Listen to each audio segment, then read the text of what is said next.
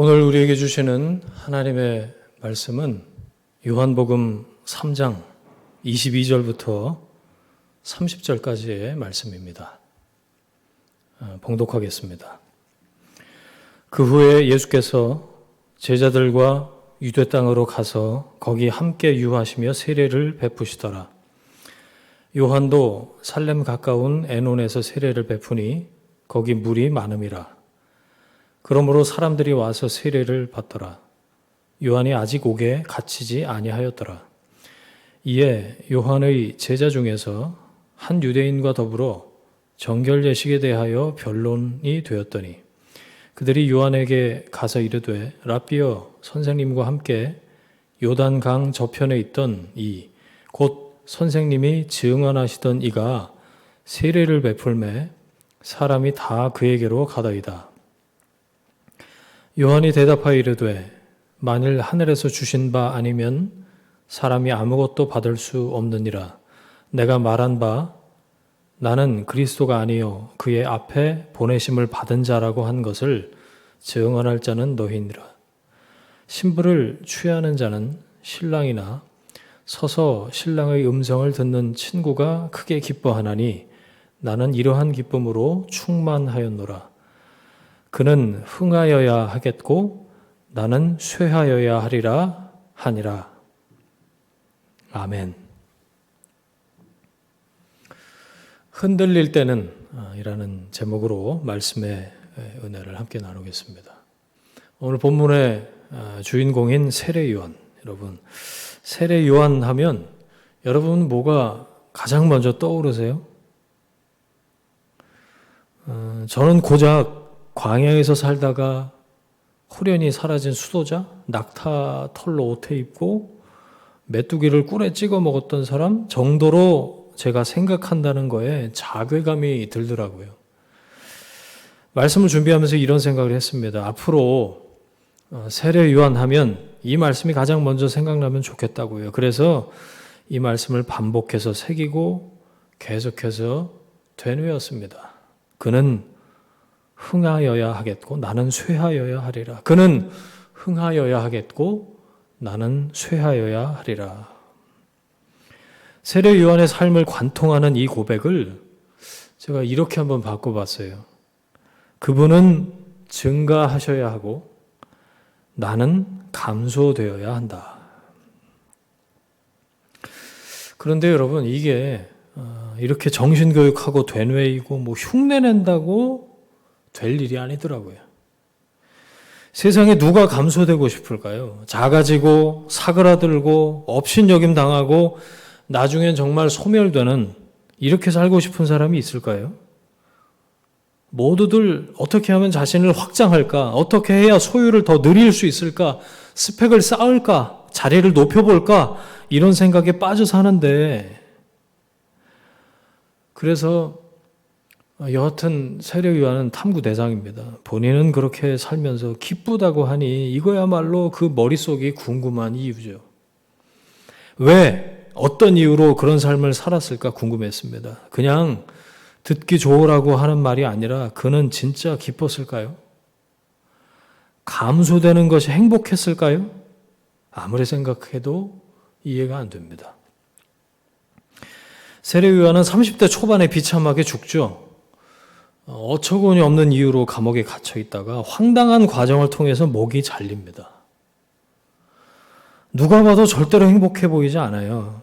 그 누구도 부러워할 만한 삶이 아닙니다. 그러나 그는 누구보다도 행복한 사람이었습니다.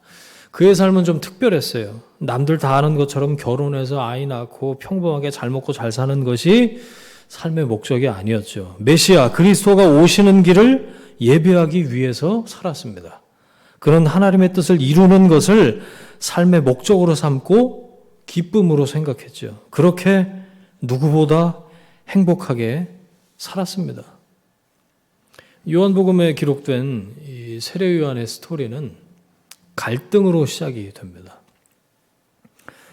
세례 요한의 제자 중에 몇 명은 이미 예수님을 따라갔어요. 대세가 기울었다고 판단해서 옮겨 탄 겁니다. 사람들이 예수님께 몰려가는 것을 봤고요. 세례 요한의 남은 제자들이 그래서 경쟁의식과 시기심에 사로잡힙니다. 요한 선생님, 요단강 저편에 있던 사람, 곧 선생님께서 말씀하시던 그 사람이 세례를 주기 시작했습니다. 그러니까 우리들한테 오던 사람들이 전부 다 그 사람한테로 갑니다. 이건 마치 음식 기술을 이제 전수받아서 새로 개업한 음식점에 사람들이 몰려들기 시작하니까 기술을 전수해 준 식당이 우리가 원조라고 주장하는 식입니다. 세례는 선생님이 특허낸 게 아닙니까? 누가 선생님 말고 감히 세례를 베푼단 말입니까? 특허 소송 내야 되는 거 아닙니까? 어디 출신인지도 알 수 없는 사람이 나타나서 세례를 주고 있는데 그것만 해도 가당찮은 일인데 선생님께로 몰려오던 무리들이 그에게로 몰려가고 있습니다. 이 일을 언제까지 그냥 두고 보실 겁니까? 제자들의 울분, 그 마음이 여러분 느껴지십니까? 선의와의 경쟁이라는 말이 있죠. 하지만 사실 그거 거의 불가능합니다. 선의로 경쟁해서 서로 윈윈 할 확률이 지극히 낮은 이유가 뭘까요? 내 안에 해결되지 않는 비교의식, 그리고 주변에서 남들이 부추기는 라이벌 의식 때문입니다. 세례 요한 역시 나사렛 출신 예수와 평행선을 그을 수밖에 없는 입장이었어요. 모든 면에서 예수님에 대해서 라이벌 의식을 갖기에 충분한 상황이었거든요. 더 정확하게 말하자면 요한은 여러 가지 조건에서 예수님보다 비교 우위에 있었습니다. 물론 본인 생각과는 다르게 옆에서 사람들이 부추긴 것이지만 객관적으로 봐도 보이는 몇 가지가 분명했거든요. 우선 출신 배경이 좋았습니다. 요한의 아버지 사가랴 제사장이었어요. 직업상 존경과 예우를 받던 사람이었다는 거죠.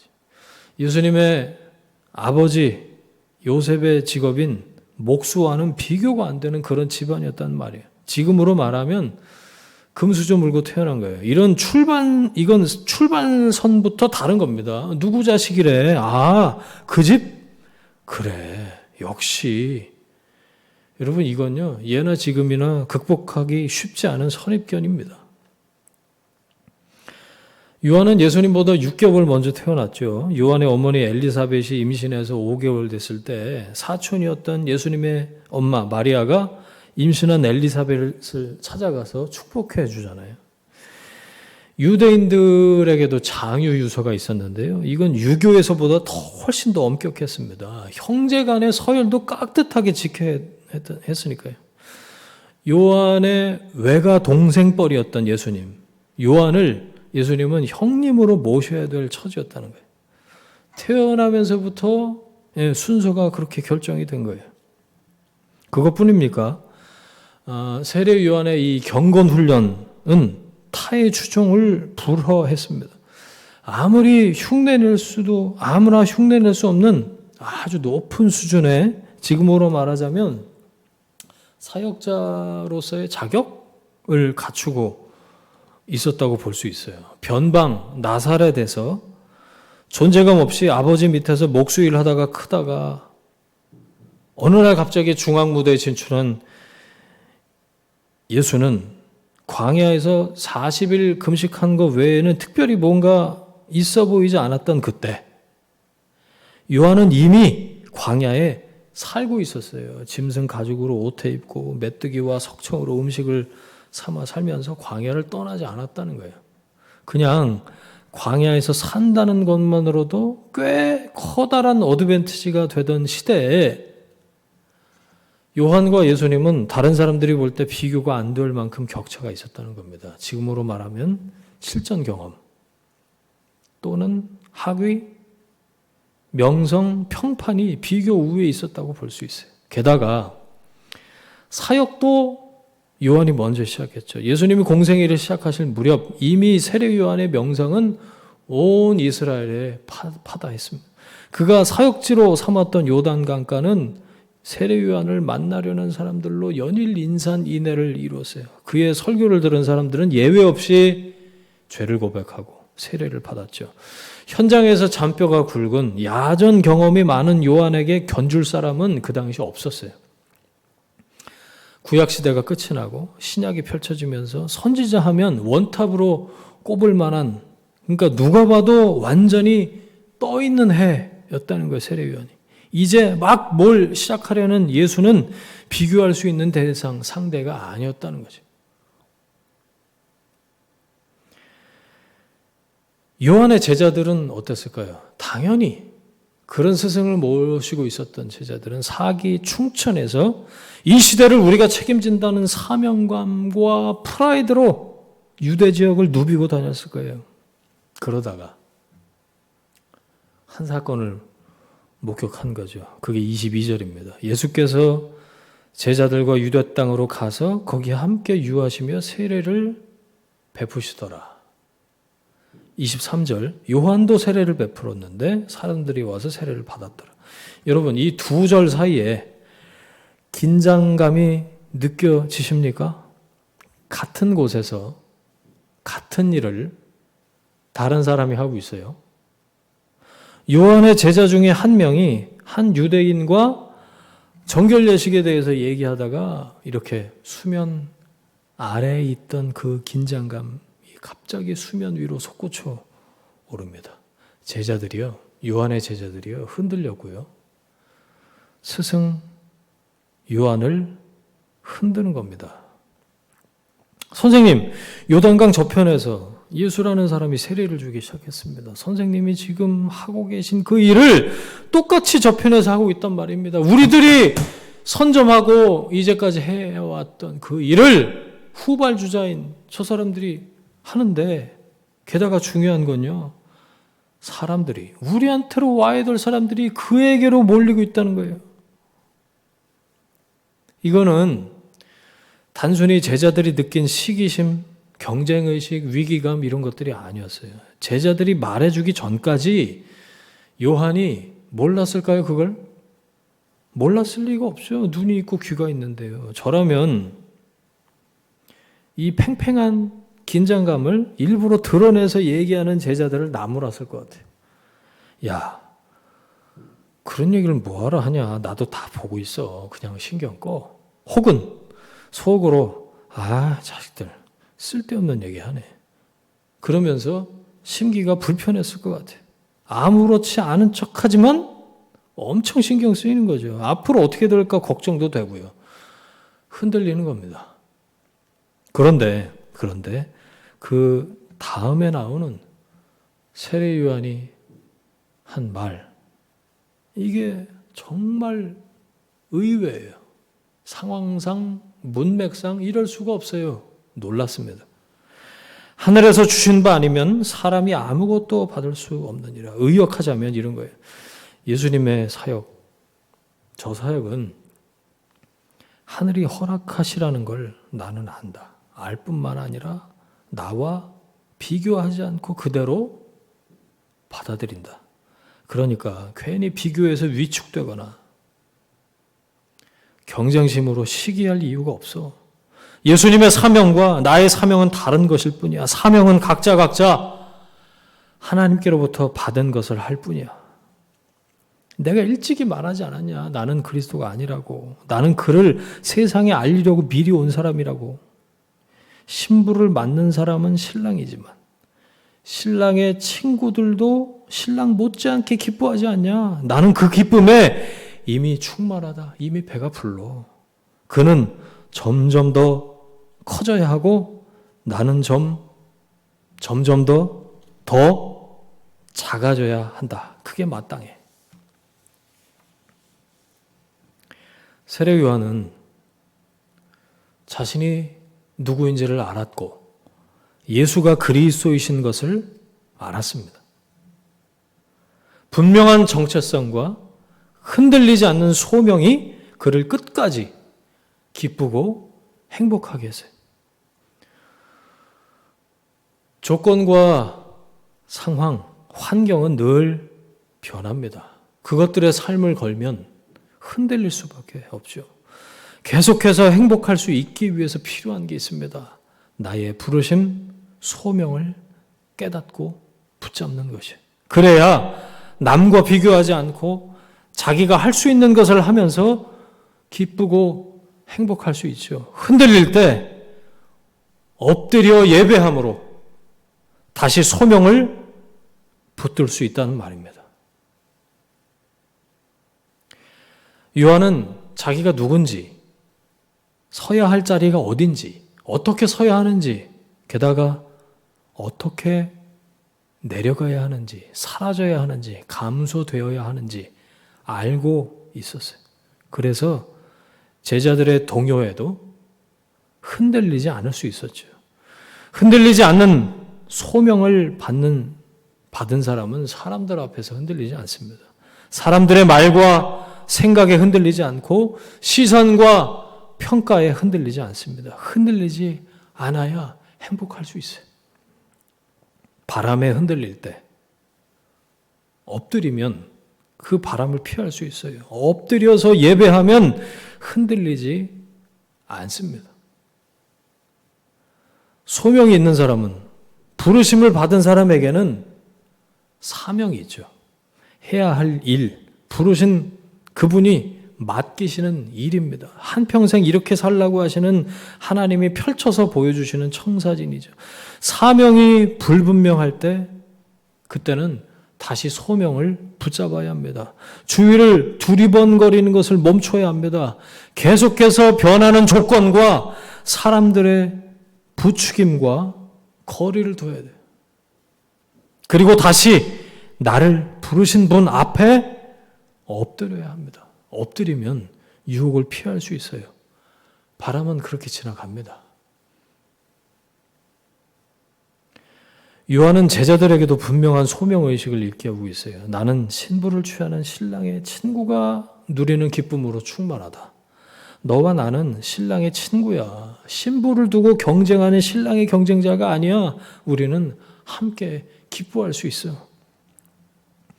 이어지는 말씀이 바로 우리들의 마음에 새겨야 할 말씀입니다. 그는 흥하여야 하고 나는 쇠하여야 한다. 누가 이런 사람의 속을 휘저을 수 있습니까?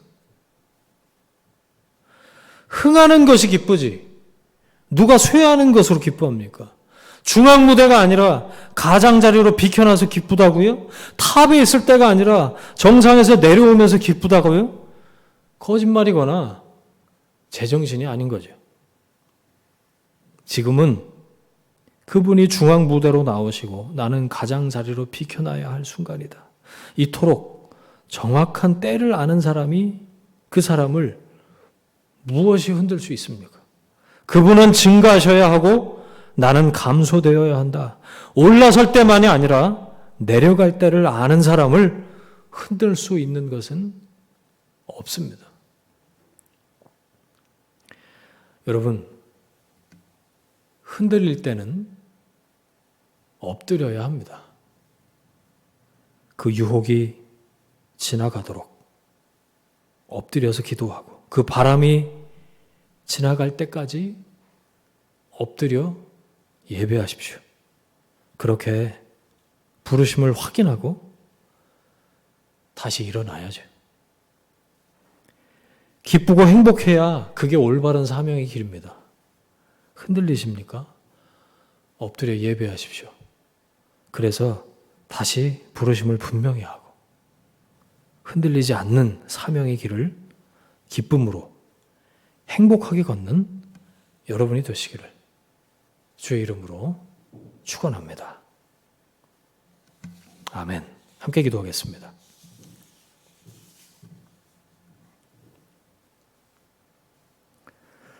주님, 살아가면서 어쩔 수 없이 이런저런 이유로 흔들리는 우리들을 긍휼히 여겨 주십시오. 하지만 오늘 말씀으로 다시 기억나게 도우시니 감사합니다. 나의 부르심이 하늘로부터 왔고 주께서 인정하시고 함께 하신다는 것을 깨닫습니다. 흔들릴 때는 엎드려 예배하겠습니다. 휘청거리더라도, 그러다가 넘어지더라도 아주 엎어져서 그만두거나 포기하지 않고 다시 사명의 길을 기쁨으로 행복하게 걷는 하나님의 사람, 사명자의 삶을 살 수 있도록 인도해 주옵소서. 이제는 우리의 주인 되신 예수 그리스도의 은혜와 하나님 아버지의 사랑과 성령님의 동행하심이 흔들릴 때 엎드려 예배하기를 결단하는 하나님의 사람들 위해, 그들의 일터와 가정과 자녀들 위해 지금부터 영원까지 함께 하시기를 간절히 축원하옵나이다. 아멘.